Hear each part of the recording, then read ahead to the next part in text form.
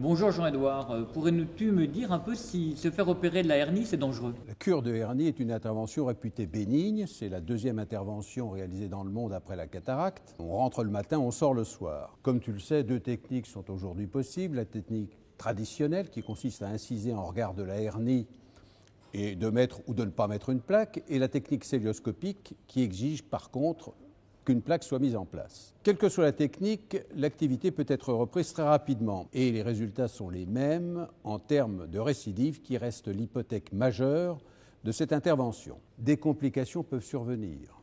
Je ne parle pas des complications bénignes que sont les douleurs, l'hématome, l'infection qui exigera qu'on retire la plaque, que des complications graves qui peuvent mettre en cause le pronostic vital.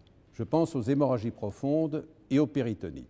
Ces complications ne sont graves que si elles sont diagnostiquées avec retard. C'est pourquoi je délivrerai 3 messages. Un premier message à destination des chirurgiens. Examinez vos patients au moment du départ, donnez-leur des consignes de prudence, fournissez-leur le numéro de téléphone qu'ils pourront contacter et le nom de la personne à joindre en cas de problème, faites-leur signer un document et gardez-le, et donnez des consignes à l'établissement pour qu'ils vous préviennent en cas de problème. Si les patients ne sont pas parfaitement bien au moment du départ, gardez-les une nuit de plus.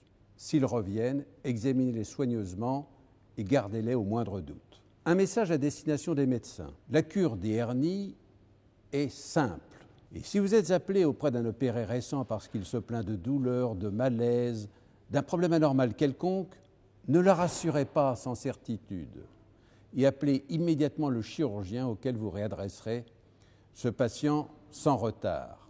Enfin, un message à destination des patients.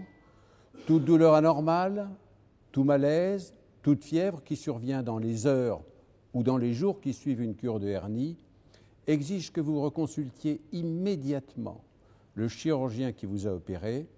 Lui seul saura s'il faut s'inquiéter ou pas, demandera les examens nécessaires et les décisions qui s'imposent. Seules ces précautions éviteront les complications mortelles de cette chirurgie qui doit rester bénigne.